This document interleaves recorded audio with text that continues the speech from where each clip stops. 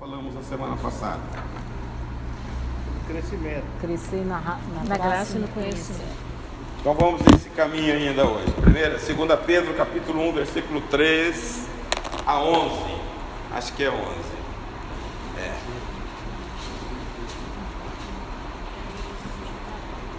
3 a 10.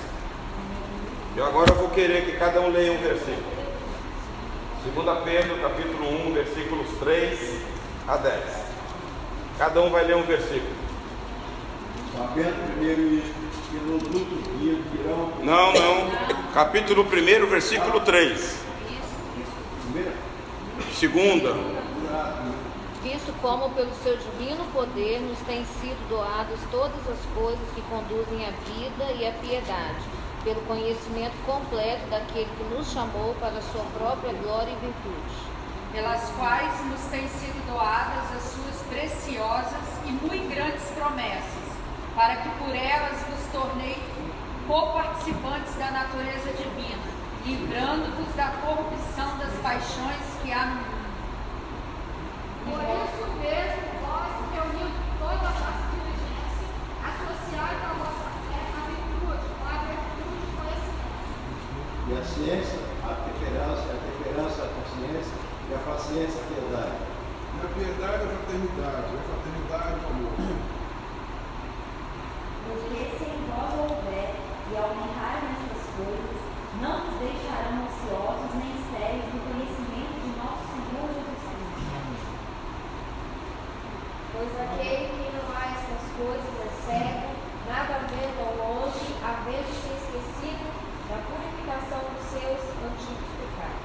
Portanto, irmãos, procurai mais diligentemente fazer firme a vossa vocação e eleição, porque fazendo isso, nunca, jamais alcançareis. Amém. É uma recomendação de Pedro. Nós falamos aqui na semana passada. A segunda epístola de Pedro, ela visa confortar os crentes, advertir os crentes contra as seitas que estavam se introduzindo no meio da igreja. A primeira epístola é para confortar o crente que estava passando por perseguição. A segunda era uma perseguição ainda pior, onde você sutilmente estava sendo envolvido pelos céticos. Então Pedro escreve esta epístola falando sobre a necessidade deste conhecimento para você enfrentar as heresias. Não é muito diferente de hoje. Se você não conhecer, não tiver profundidade na palavra de Deus, qualquer pessoa vai te iludir. Há um evangelho místico que se prega hoje, que não tem nada com o evangelho de Jesus, mas é muito parecido. Para você ficar alerta, você precisa ter conhecimento. Então ele começa a dizer sobre a provisão do nosso conhecimento. O conhecimento do crente não é um conhecimento que vem dos livros seculares.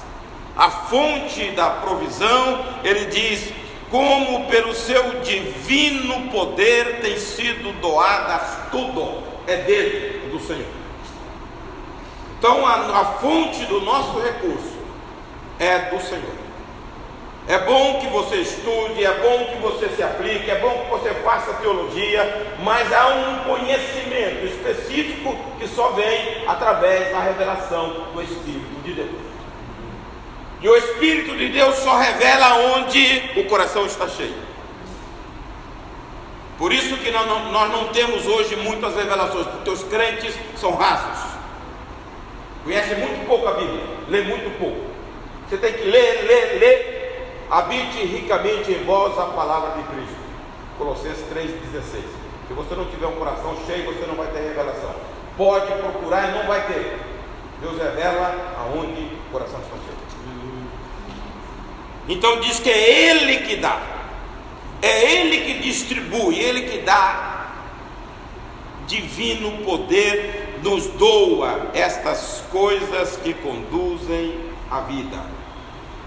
Toda provisão de vida piedosa e santa vem de Deus. Não é esforço humano que nos leva a ter uma vida piedosa, só o poder de Deus sobre nós, para você viver uma vida piedosa. Quem me define que é vida piedosa? Quem me ajuda? Lá na frente nós vamos falar sobre isso. Mas quem me ajuda a definir o que é vida piedosa? Paulo fala isso muito na sua epístola aos Timóteo. Ele diz: a piedade para tudo é proveitosa. Ele compara isso com um exercício físico. Nem sempre o exercício físico te ajuda, mas a piedade diz: para tudo é proveitosa. Vida piedosa é uma vida dependente de Deus, onde Deus é prioridade na sua vida. Vida piedosa é a vida aos pés do Senhor. Não é dó dos outros, é você viver contrito em contrição ao Senhor. Vida piedosa. Então, esta vida piedosa, nós dependemos do Pai para tê-la aqui. Então, ele está dizendo que Deus é o nosso reservatório. Deus é a fonte inesgotável de todos os recursos celestiais para o crente. Então, o crente tem que estar aos pés do Senhor. E a Bíblia diz que para viver uma vida santa, uma vida digna, nós precisamos estar aos pés do Senhor. Santidade, irmãos. 4:3 de 1 Tessalonicenses diz que esta é a vontade de Deus, a vossa santificação. Hebreus 12:14 fala que sem ela ninguém verá o Senhor. Para viver uma vida santa, você precisa do Senhor, do poder do Senhor. O mundo está aí com muitos atrativos, rodeado de atrativos, mas você tem que olhar para Jesus, ter nele a fonte inesgotável, ter nele o prazer da sua vida, senão você vai ter prazer em outras coisas. Tem muitas coisas boas aí que está enrolando os crentes. Por isso que o crente não tem prazer na palavra nem na oração.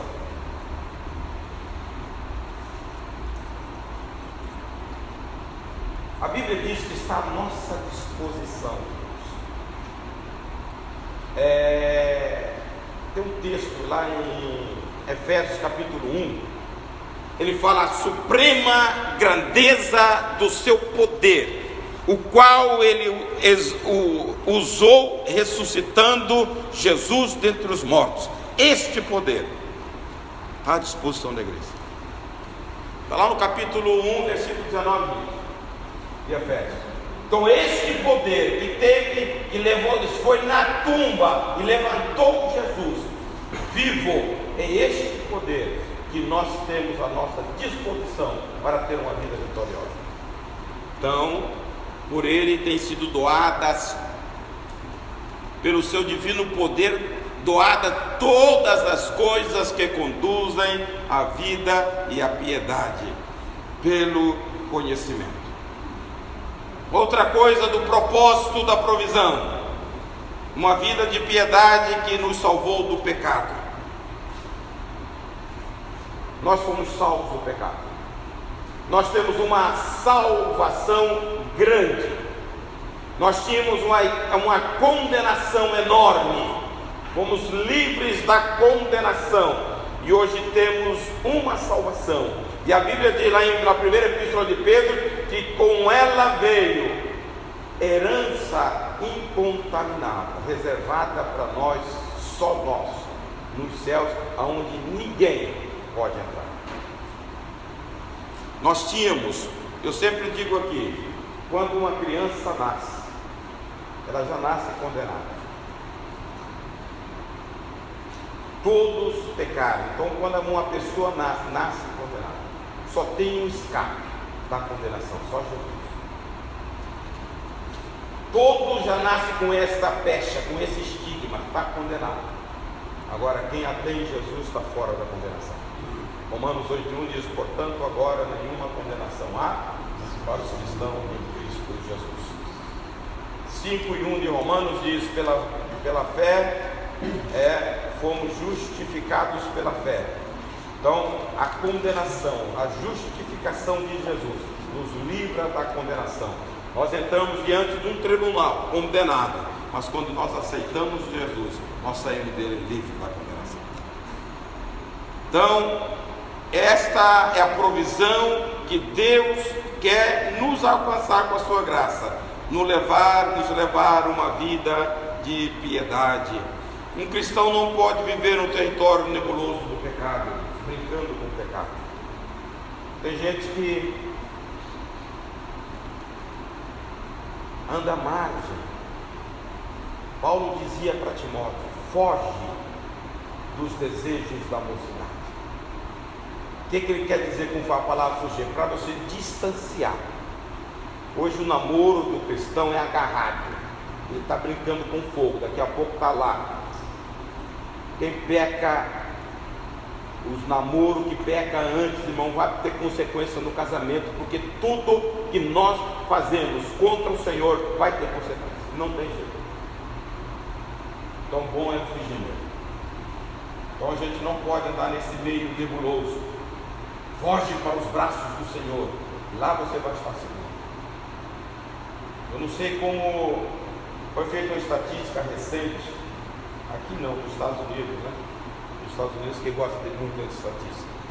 80% dos jovens da igreja, todos eles fornicaram. Como nós vamos viver uma vida santa para o Senhor? Se a trombeta tocar, fica todo mundo. Pecado não entra no céu.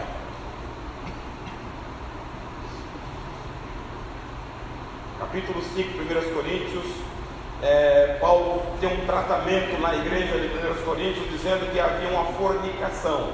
Ele fala: tira esse camarada daí, ponha fora para ser tratado. Entregue a Satanás para a destruição da carne, a fim de que o Espírito seja salvo. Para que haja um arrependimento, para que o Espírito seja salvo. Então, é coisa grave. Lá em Apocalipse diz que ficarão de fora os fornicários. Não entra. Não tem jeito de entrar. Porque a Bíblia já falou que fica de fora. Então nós não devemos brincar com essas coisas, irmãos. Crente que fica brincando com pornografia. Crente que fica brincando com filmes pornográficos. Aonde vai morar uma pessoa assim? Se Deus é santo, a relação nossa com Deus é de santidade. E tem muitas pessoas dominadas por essas coisas. Nós precisamos ter critério. Deus nos deu a provisão para ter uma vida de piedade e não viver segundo o mundo. E ele fala a outra provisão, que é a piedade pelo conhecimento completo. Nos apropriamos da provisão de vida à medida que conhecemos piedosamente o Senhor. Nós falamos aqui a semana passada do conhecimento. Uma perfeita adoração a Deus vem pelo conhecimento. Porque eu só posso adorar aquilo que eu conheço. Se você conhece pouco o Senhor, você vai prestar uma adoração. Por isso que Deus procura os verdadeiros adoradores. Porque são poucos os verdadeiros adoradores. Porque nós vamos estudar aqui no desenrolar, ele fala: procurai com diligência.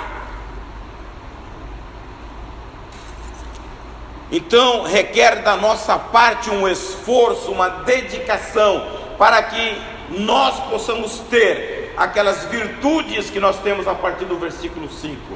Mas tem que procurar com esforço pessoal. E ele fala associai. Associai é uma palavra no grego que é com dispêndio financeiro. Eram as pessoas ricas que despendiam para fazer uma aposta, gastando muito dinheiro. Então ele fala, ele usa a mesma palavra. Então nós temos que ter conhecimento. O conhecimento não vem da noite para o dia. O conhecimento precisa ser buscado. Irmãos, Jesus nos chama para a excelência. É que a gente não compreende. A dificuldade nossa é estudar a Bíblia. 5:48 de Mateus diz: sede vós perfeitos, como é perfeito o vosso Pai Celeste.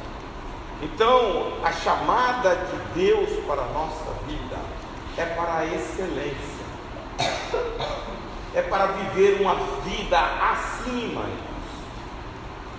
A chamada, a virtude é para ter uma vida de excelência, porque o nosso Deus é Deus de excelência.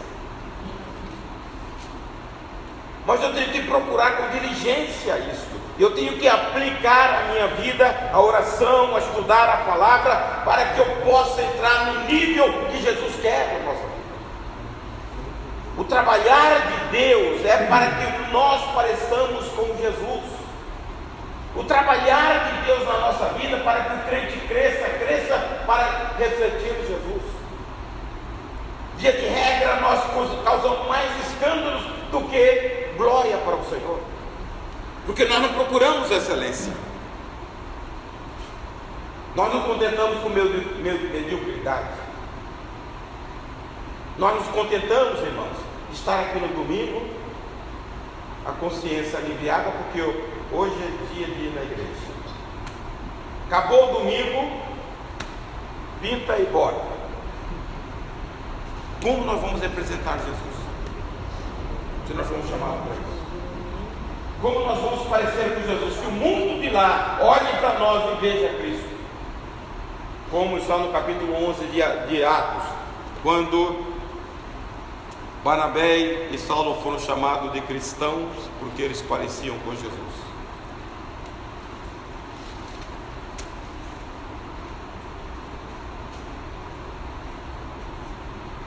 A quarta bênção, irmãos, a quarta provisão, suas preciosas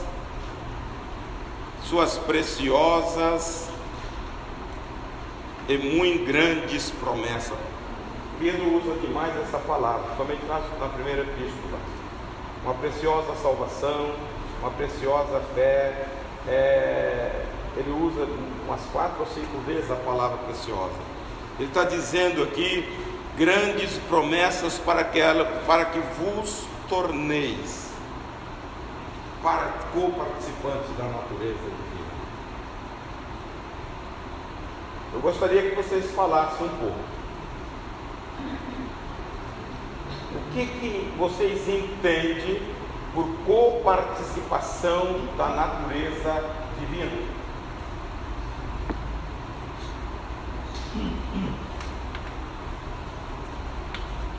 A Bíblia tem Paulo tem alguns versículos que mostram isso. A natureza divina sobre a natureza humana, ela esmaga. Não dá. Nós um dia seremos. Filipenses 3, 20 e 21 diz que esse nosso corpo um dia será revestido de corpo de glória. Gálatas 2 e 20, ele diz o seguinte: não mais vivo eu, mas Cristo vive em mim. Não é isso? Isso é a distorção da natureza. A minha natureza é divina e eu passo a ter a vida de Cristo com a excelência dominando a minha. Romanos 8 e 9, ele fala também alguma coisa. Leia esse versículo aí. Romanos 8 e 9, que ele fala que tem um espírito. Vós, porém, não estáis na carne, mas no espírito. Se de fato o Espírito de Deus habita em vós. E se alguém não tem o Espírito de Cristo, esse não é dele. Não é dele. Veja, se eu tenho a essência divina dentro de mim, Por isso que Paulo, no capítulo 4, versículo 7 de 2 Coríntios, leiam aí também, ele dá uma palavra sobre isso. Ele fala: temos este tesouro. Temos, porém, este tesouro em vasos de barro, para que a excelência do poder seja de Deus, não de nós. Não de nós. Ele está falando do Espírito em nós. Nós temos um corpo frágil, um corpo de barro, mas nós abrigamos dentro algo divino, que é o Espírito de Deus. Então ele diz: nós temos a excelência deste poder em vasos de barro, para que a excelência seja de Deus e não nossa. Então você não pode vangloriar, porque Deus tem dado para nós a excelência do poder, para que você reine em vida, para que você viva uma vida grandiosa. A vida cristã não é um caminho sem recompensa, é um caminho de sacrifício, mas é um caminho que tem recompensa. Mas com tudo isso nós temos muitas promessas, e abundantes promessas e gloriosas. A vida cristã não é uma jornada penosa e frustrante somente. Temos preciosas e muito grandes promessas. Nós vamos um dia revestir o nosso corpo em corpo de glória. João diz, lá na sua primeira epístola, capítulo 3, acho que é 3, ele diz: filhinhos, ainda não se manifestou o que havemos de ser, mas quando ele se manifestar, seremos semelhante a ele. Acho que é 3:3. 1 João 3:3. Mas tem aquele versículo também que fala que se você esperar em Cristo só nessa vida, então você... 2, né? É isso aí. Então é 3:2. 1 João 3:2. 3:3 é: quem tem essa esperança purifica-se a si mesmo. 4 ele fala sobre o pecado. Pecado é transgressão da lei, a definição do pecado. Mas é isto. Outro alcance da provisão. Ele diz: livrando-vos da corrupção das paixões que há no mundo. Irmãos, eu falei aqui recentemente sobre a força da carne. Nós temos uma força dentro de nós muito grande, que é a inclinação da nossa natureza. Quando eu aproprio das bênçãos de Deus, ele está dizendo aqui, Pedro está dizendo aqui, que essa coparticipantes da natureza divina, livrando-vos da corrupção e das paixões que há no mundo. Coparticipante da natureza divina é a regeneração. Quando nós aceitamos Jesus, a nossa natureza, ela é mudada. Sai da adâmica e entra na natureza do Cristo. Por isso que nós devemos procurar com diligência. Nós vamos entrar aqui agora. As virtudes de Deus. Ele diz... Ele está dizendo: por isso mesmo, vós reunindo toda a vossa diligência, todo o vosso esforço. A vida cristã exige empenho, dedicação e esforço. Por isso mesmo, temos que disciplinar a nossa vida. Qual é a dificuldade do cristão hoje? São os fundamentos. E Satanás não quer que a igreja viva.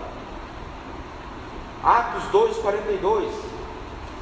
Esses são os fundamentos e a igreja não pode sair deles. Só que é difícil, porque nós temos um inimigo que não quer que isso aconteça. Permaneciam na palavra, na doutrina dos apóstolos, na comunhão, no partir do pão e nas orações. É ou não é algo difícil demais para a igreja? Por quê? Porque você tem um adversário logo ao seu lado, que não quer que você leia a palavra, não quer que você estude a palavra, não quer que você ore. Vai ler, vai dormir, vai orar, vai pensar em mil uma bobagem. Os crentes antigos oravam com intensidade ao Senhor, porque a oração é a que nos dá força para vencer. Como não ora, crente hoje, se vê um endemoniado, ele pica a mula, ele corre. Corre mesmo. Antigamente, na porta, no meu tempo, não havia uma galeria de pastores. A cidade havia um pastor. E havia os obreiros, pessoas simples para dirigir as congregações e os trabalhos nas casas. Não tinha galeria de pastores. E lá na porta ficavam as pessoas humildezinhas de oração. Qualquer movimento na igreja de demônio, o pastor nem falava. Aquele irmãozinho ia lá, em nome de Jesus, sai e saía. Hoje, se acontecer isso, vai embora. Batia no chão. Quantas vezes eu vi uma pessoa empurrar 5, 6 bancos, possessa. Na mesma hora era repreendido, na mesma hora. A igreja, nós chegávamos 7 horas da noite para orar. Todo sábado havia vigília até de madrugada. Hoje acabou isso. Convida para a oração. Depois quer bênção de Deus. Se falar a bênção, sai todo mundo correndo. Mas ir lá para o quarto, trancar a porta e buscar o Senhor, ninguém quer. Vamos fazer a campanha da chave nova, sai todo mundo. Está ou não está mudado a igreja? Os pilares da igreja estão sendo abandonados. As pessoas, vem para cá que você vai ficar rico. Vai ficar assim. Não busca, não trabalha não para você ver. O serviço de Deus, o trabalho de Deus. Jesus dizia, meu pai trabalha e eu trabalho também. Quem quer coisa na moleza? Por isso que não ora. Mas se tiver uma campanha, todo mundo sai atrás. Os pilares nossos, do fundamento da igreja primitiva, nós estamos abandonando. Nós precisamos ter diligência para pegar essas coisas, para desenvolver em nós. Irmãos, a chamada do crente é um desafio, parecer com Jesus. Nós queremos parecer com toda a celebridade, mas ninguém olha para Jesus para ter uma vida igual a Jesus, de piedade, de bondade, fazendo a vontade. Você tem que dominar. Paulo ilustra isso como um atleta. Lá no capítulo 9 de 1 Coríntios, a partir do versículo 24, ele diz, um atleta em tudo se domina, atrás de uma coroa corruptível. Eles ficam enclausurados, treinando 4 ou 5 anos para disputar e nem sabe se vai levar, porque só um leva. Aqui não, se você disputar, você leva. Se você for fiel, você leva. E ele disse, eu não dou soco no ar, eu não esmurro assim, perco tempo. Diligência. Lá no 27 ele diz, eu esmurro o meu corpo, reduzo a escravidão, para que pregando a outros, eu mesmo não venha a ser desqualificado. Então eu preciso ter disciplina, eu preciso me envolver com a causa de Cristo, eu preciso cada dia subir o degrau da maturidade, desenvolver a minha fé, não ser mais criança, ser homem, ser adulto. Nós falamos na semana passada sobre a necessidade de ser adulto, porque se você continuar pequeno, você vai ter bênção, mas não vai desfrutar. Capítulo 4 de Gálatas fala assim, o menor enquanto herdeiro de tudo não passa de um escravo. Tem os bens, mas não desfruta. Tem muito crente que Deus deu as bênçãos para nós, mas não desfruta dela, por ser bebê. que a Bíblia? Pelo seu divino poder tem sido doadas todas as coisas que conduzem à vida e à piedade. Tem sido doadas todas. De maneira que o crente não falta nada. Se ele quiser, ele tem, porque foi doada já. Mas muitas vezes não desfrutamos porque somos bebês. Isso é triste, hein?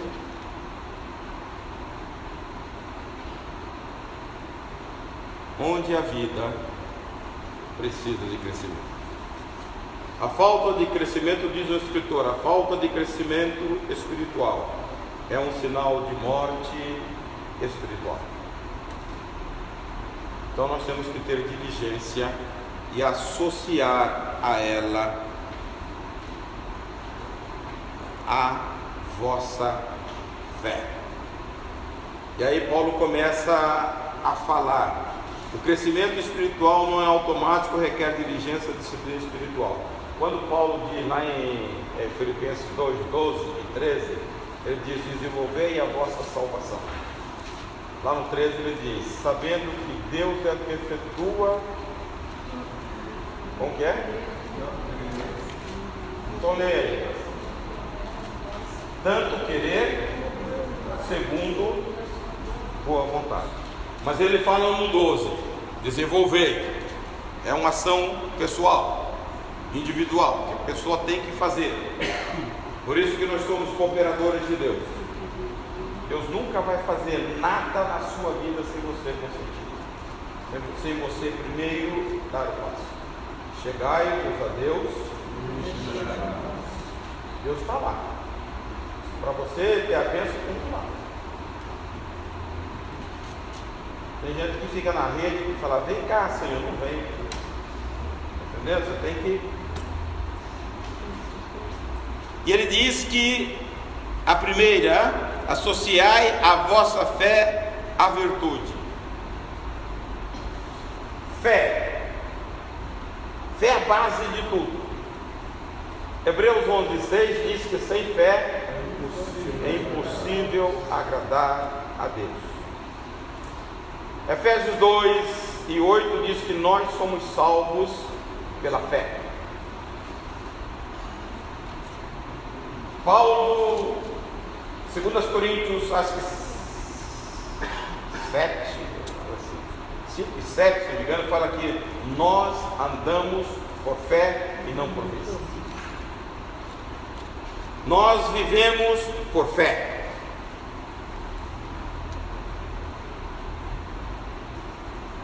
A nossa caminhada é de fé em fé. 10:38 de Hebreus, o escritor diz o seguinte: o justo viverá da fé.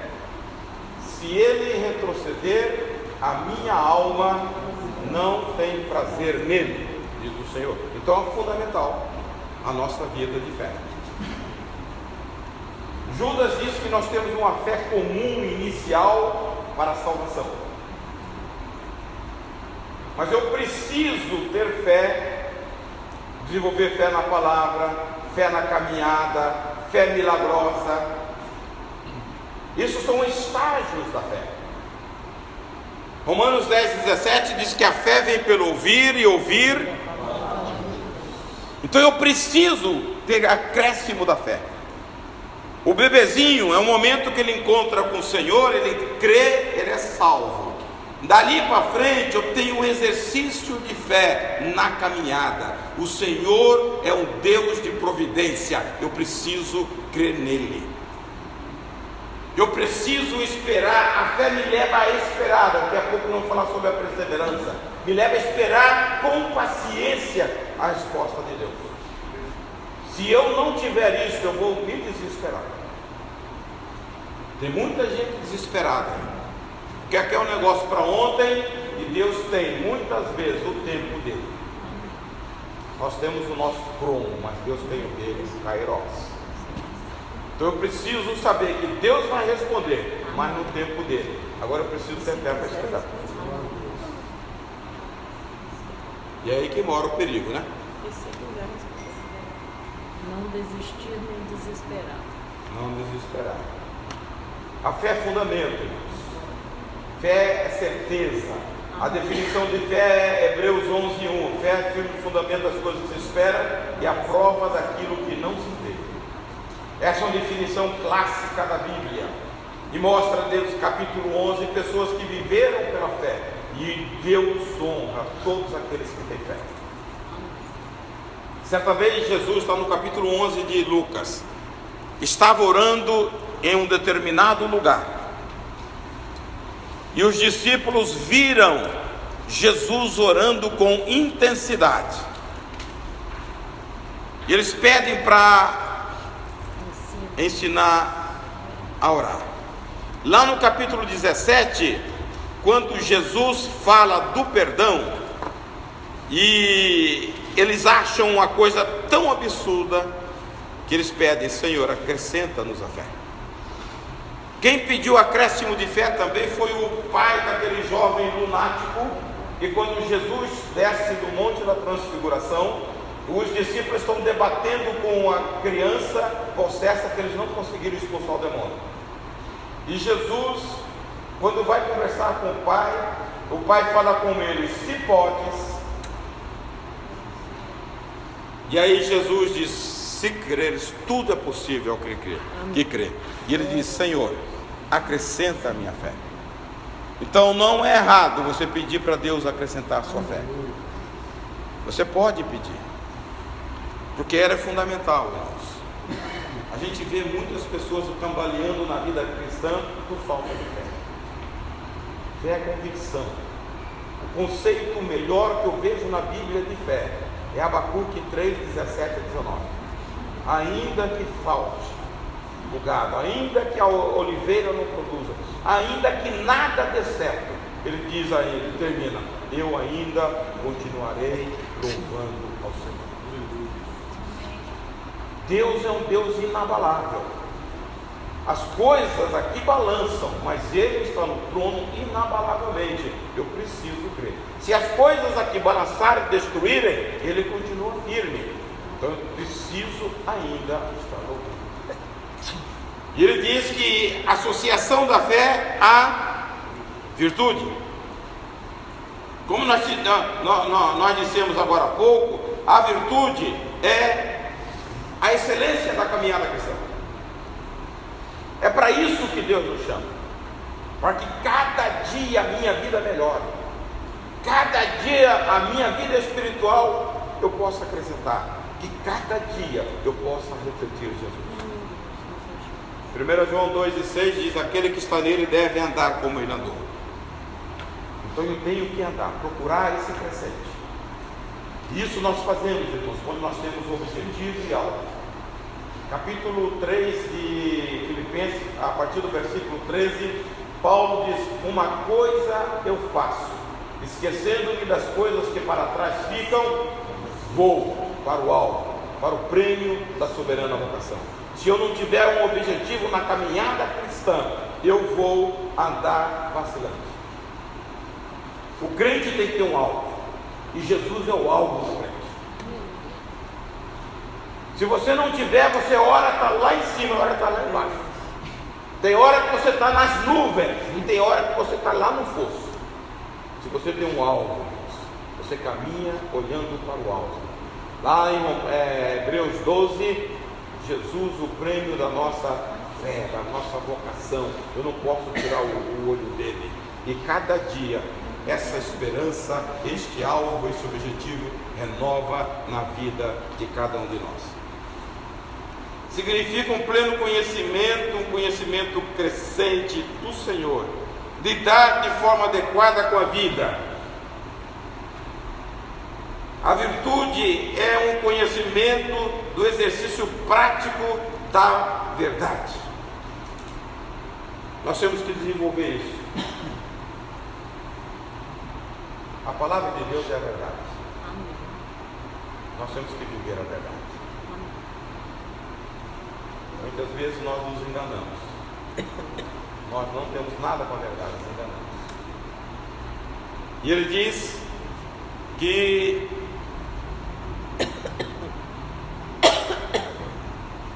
A virtude, o conhecimento, com o conhecimento, o domínio próprio. Esse domínio próprio não é aquela mordaça que você se coloca.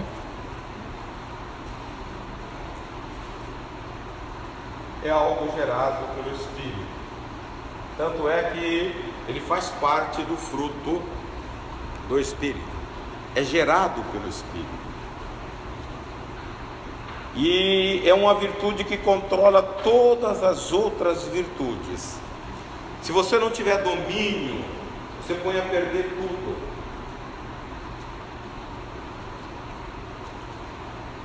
Você pega pessoas tão descontroladas, tão descompensadas.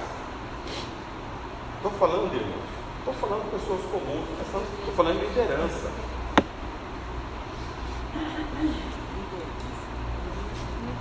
Uma vez estava eu e Lia. Não sei o que você vai falar. Hein? Não sei o que você vai Não sabe? E nós estávamos sendo liberados por um pastor. O pastor perdeu tanto o equilíbrio, esbravejou. Lia falou: eu não quero mais voltar aqui. Não, vamos continuar o nosso discipulado. Mas ela falou: não, eu não quero voltar, porque o cara perdeu totalmente a linha. Isso acontece se você não tiver o domínio do Espírito. 16:32 de Provérbios fala sobre esse controle. 25 e 28 também. É melhor, diz 25 e 28. Melhor é o longânimo do que o herói da guerra. O herói da guerra. Domina o seu espírito do que o que toma uma cidade. O que domina o seu espírito do que o que toma uma cidade. Lá no 25 e 28 diz que o que não tem um domínio próprio é como uma cidade sem muro, uma cidade desguarnecida. Como cidade derribada que não tem muros, assim é o homem que não tem domínio próprio. Não tem domínio próprio. 25 e 28 de Provérbios. Então ele está dizendo que uma pessoa totalmente Fica vulnerável. Ah, não controla a língua. A primeira coisa que aparece no destemperado é a língua. Uma cidade derribada aqui. Assim, É o homem que não pode. a primeira expressão que a pessoa destemperada usa é a língua. Fala, até palavrão. Tem pastor que fala até palavrão quando o negócio aperta. Aí você fica arrepiado. Fala: meu Deus, a Bíblia diz que não é para sair nenhuma. E o cara está saindo esse monte, esse caudal de palavras. Aí você fica por falta de domínio. Mas isso é esforço humano, né? Não. Não, mas a pessoa... Domínio próprio, leia Gálatas 5:23. Eu prefiro ler Gênesis. Não. Mas eu prefiro. Eu falo com você que o Novo Testamento é conduta cristã. Lá o fruto do Espírito é singular: amor, alegria e paz, bondade, benignidade e longanimidade, mansidão, fidelidade e temperança, domínio próprio. Então é fruto do Espírito, isso é gerado pelo Espírito de Deus. Não é humano, não é esforço pessoal. Mas a pessoa também tem que é do Espírito, mas se você não buscar, se você não ler a palavra, Isso aí. Você vai ficar se você não buscar, no capítulo 5, versículo 16, nós falamos recentemente aqui: andai em espírito e jamais cumprireis a consciência da carne. É o Espírito que mortifica todo o impulso da carne, todo o temperamento explosivo. Quando você vai ao Senhor e deixa o Espírito dominar, ele acende, ele é crucificado. Pode dizer: eu estou crucificado para o mundo e o mundo para mim. Porque a carne cobiça contra o Espírito. E o Espírito contra a carne. Então não tem, tá? É só o Espírito de Deus que gera isso no crente. Nós lemos logo no início, no versículo 4: porque em nós está implantada a natureza divina. Essa natureza divina vem através do Espírito, e quando ela começa a absorver, mudar a nossa natureza, isso se torna um ato normal. da vida do cristão. Qual que é esse da palavra todo? Hein? Qual que é o versículo da palavra não sairá? 4:29 de Efésios. Ele diz: não saia da vossa boca nenhuma palavra torpe, mas só que for boa e útil para edificar os crentes. Pastor, eu perguntei se lá em Gênesis Deus falou, como criativo dominava. Eu sei. Só que naquela dispensação era o esforço humano, tanto é que ninguém conseguiu. Aqui não, aqui você 4:29. Nós temos o Espírito. Quem conseguiu cumprir lei? Só Jesus. Ninguém. Por quê? Porque ali dependia do esforço humano. Quando Jesus ele começa a introduzir a lei e ele fala: ouviste o que foi dito aos antigos, não matarás, e ele acrescenta: eu, porém, vos digo, aquele que no coração odiar o seu irmão já é. Por que você consegue fazer isso hoje e lá o cara matava? Por causa da graça, por causa do Espírito. O Espírito de Deus sobre nós torna os mandamentos de Deus leves para cumprir, porque a força não é nossa, a força é dele. Então o crente precisa, se você começar a entender isso, você andaria de joelho. Você está entendendo? E torna também as dificuldades da vida mais... Porque se o Espírito tem toda essa capacidade e ele só vem ao crente quando você está de joelho, você orava mais. Mas o crente não quer orar. E aí ele pinta. Na hora que ele pisa no carro dele, o cara atravessa ali no trânsito, o cara já xinga, sai esbravejando, porque falta controle do Espírito. Hoje o cara me deu uma cacetada, eu falei, coitado, de moto, e arregaçou. Eu olhei para ele assim, desci, falei, e aí? Você? Eu falei, meu filho, nós estamos com engarrafamento aqui, você vem desse jeito? Não fui eu que parei, todo mundo parou. Mas se fosse o outro, já pegava no gogó dele, né? Está entendendo? Mas porque o Espírito trabalhou muito. Tem que trabalhar, você tem que ser dominado por ele. Fala, Lia. Está vendo? O acusador, a gente é o acusador. Você não está livre não, o acusador está. O dedinho está lá. Mas Deus já não trabalhou muito na sua vida? Você tem que, se você começar a entender a palavra, você vai ter que deixar Deus trabalhar, Deus mudar a nossa vida, senão não tem sentido.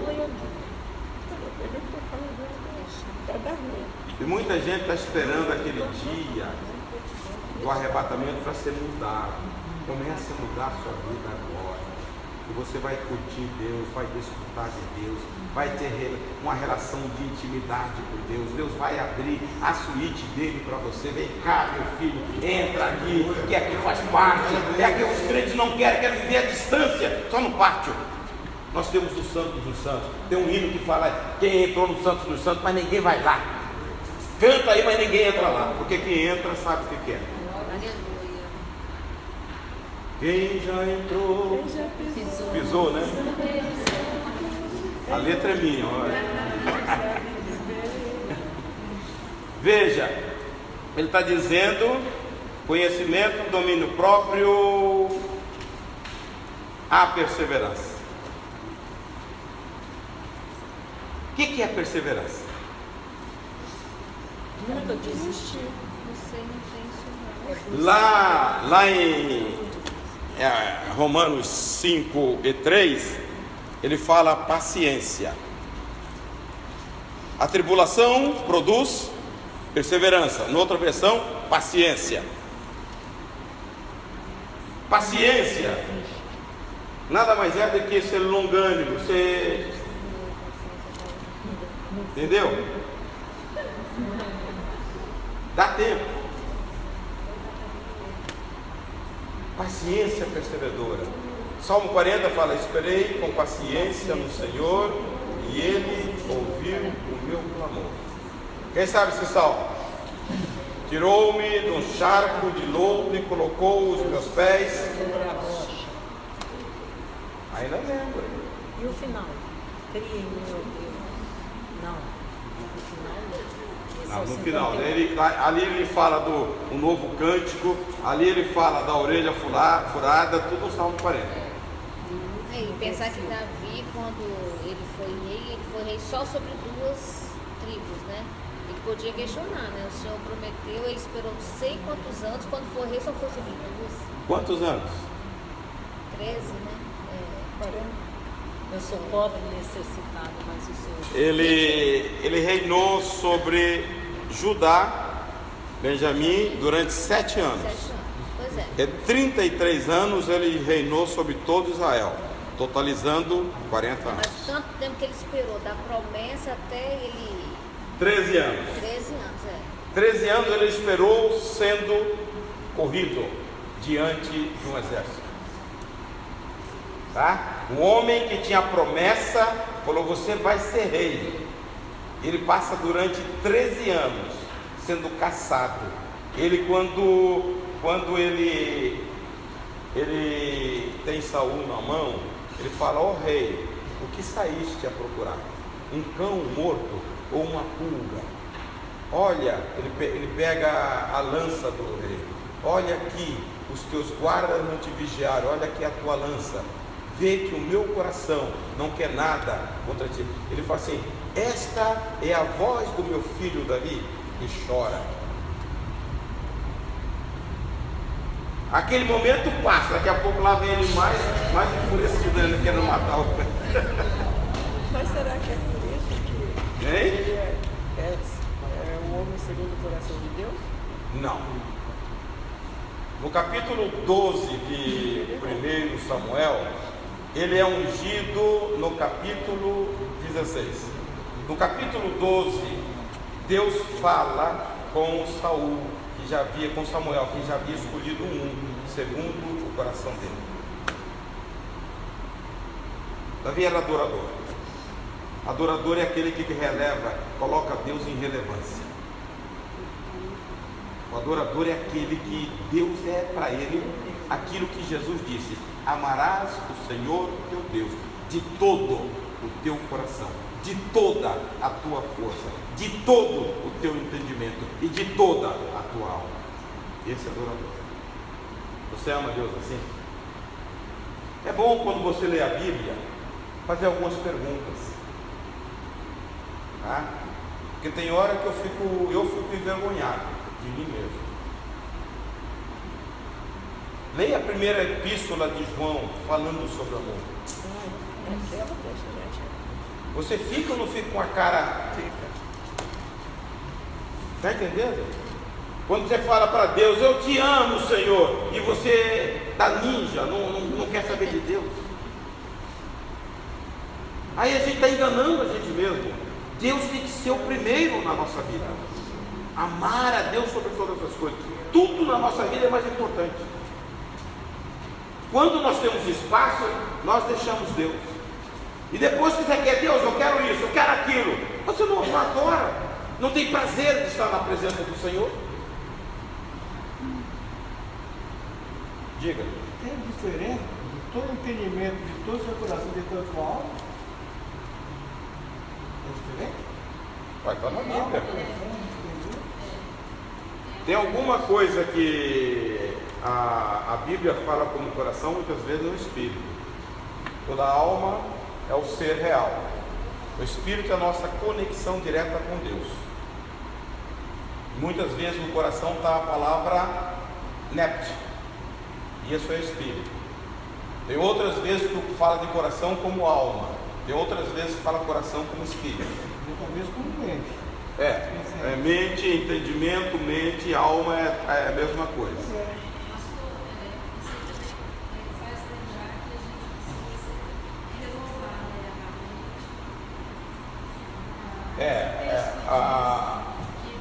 Quem lava, quem renova a mente é a palavra.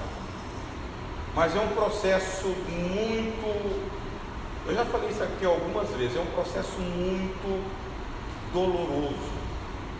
Por isso que quase ninguém quer.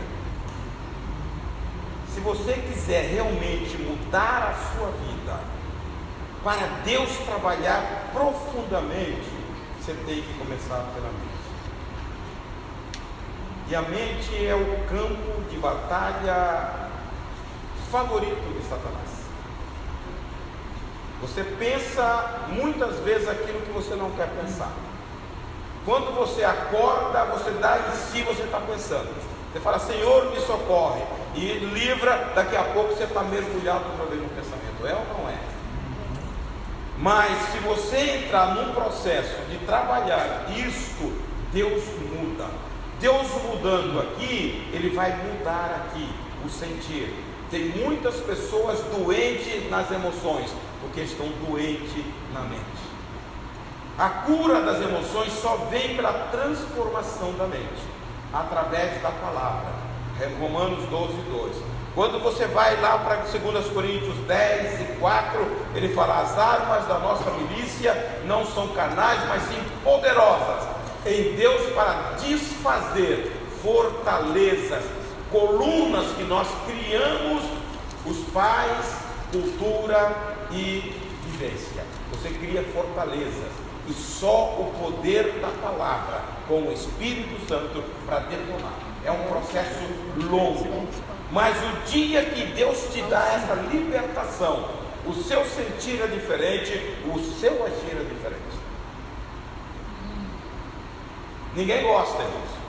Ó, eu vou dizer por baixo. Por baixo. Se você entrar seriamente numa mudança de mente, você vai levar no mínimo por baixo de 6 meses a 1 ano. É guerra constante. Você tem que armar da palavra, porque toda hora vem a seta no pensamento. Vocês pensam que eu decorei muitas coisas assim por decorar? Porque eu tive que combater guerra. Vem em todos os sentidos. Se você não aplicar, você não terá uma transformação. 23 e 29 de Jeremias diz assim, não é a minha palavra como a bigorna que esmiuça a penha, só ela que pode detonar fortaleza. Isso está na alma. Por isso que a alma das pessoas não são restauradas. 23, 29. Tá? Se você quer ter uma alma restaurada, você tem que trabalhar na sua mente. Está na alma.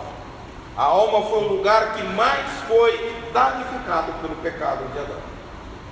Nós perdemos toda a referência de Deus, toda a imagem que Deus nos deu, nós perdemos. Já estava na alma.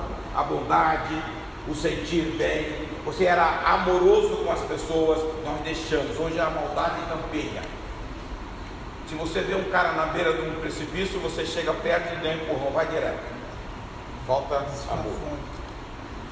Tá tudo, hein? Você vê um empurrãozinho disfarçado. Um empurrãozinho. Você olha assim e joga lá dentro do fogo. Menos um. Tá? Tudo está na alma. Então a gente precisa trabalhar. E se você não entender isso, você vai passar pela igreja com todas essas bênçãos à disposição e você não vai desfrutar delas. O triste é isso. É igualzinho o irmão do filho pródigo, dentro de casa, sem nunca desfrutar de nada que o pai tinha. Então nós precisamos, irmãos, tá? Tentar limpar a mente. Ih, meu Deus do céu, acabou. Aí ele fala sobre a fraternidade. Fraternidade, a palavra lá é Filadélfia. É o amor filéu, que nós devemos amar as pessoas na igreja como amamos o irmão de sangue. Ele fala com a fraternidade o amor. O amor, ele diz sobre o amor ágape, aquele doador, aquele que Deus teve por nós. Ele diz que nós devemos amar assim. João 13, 34 e 35. O novo mandamento vos dou, que vos amei uns aos outros, assim como eu Lá no 35 diz: nisto conhecerão que sois meus discípulos, se vos amardes uns aos outros. A característica do povo de Deus deveria ser o amor. A identificação do crente deveria ser o amor. Hoje nós degladiamos entre nós. Nós ferimos mais do que injetamos vida. O crente era para produzir vida. É o 4:29 de Efésios. Eu tenho que falar algo que possa gerar vida. Eu detono a pessoa com maledicência. Deveria estar produzindo vida, eu estou ferindo pessoas. Há no meio do povo de Deus muita gente ferida. Tudo por causa de falta de amor. Deus se doou por nós. Ele amou e deu. E o crente deve amar como Jesus amou. Esse é o novo mandamento. Rapidamente, 3 resultados práticos que tem sobre essas virtudes na nossa vida. Porque aquele que tem essas coisas presentes, quem não tem é cego. Tá? Versículo 8: existindo essas coisas aumentando, faz com que não sejais inativos nem infrutíferos. Por que hoje temos uma igreja de braço cruzado? Falta virtude estas. Pedro está dizendo: quem possui isto na vida, ele não fica de braço cruzado, ele não fica nem inativo nem infrutífero. O reino de Deus precisa, através da igreja, ser expandido. E você precisa estar bem com o Senhor, curado com o Senhor, para gerar vida neste mundo perdido que caminha para o inferno. Como nós não temos essas virtudes, nós queremos só para nós. Inatividade. Quem não tem o Espírito, esse também não é dele. Então, quando eu tenho isto, irmão, ele fala que eu vou ter vida frutífera. Você fala de Jesus para alguém? Nem para o parente, muito menos para os outros. Vida frutífera. Outra coisa, no versículo 9, tem uma visão clara. Essas coisas que não estão presentes é cego, vendo só o que está perto. Agora, quando nós temos as virtudes, nós enxergamos, nós temos a revelação, nós temos a percepção, nós temos o entendimento de Deus. Coríntios 2,16 fala que nós temos a mente de Cristo. Nós percebemos antes, porque nós temos a nosso favor um Espírito revelador. E ele fala uma outra coisa nos versos 10.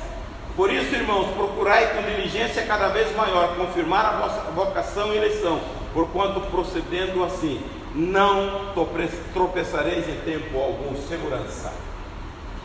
Nós temos segurança. Nós estamos protegidos pelo general, o nosso general de guerra.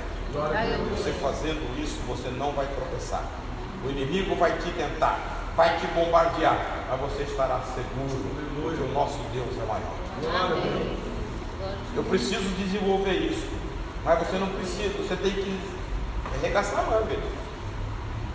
Deitado, dormindo em berço esplêndido, como diz o nosso hino nacional, você vai ficar. Agora, se você buscar do Senhor, você vai ter. Tá bom? Amém?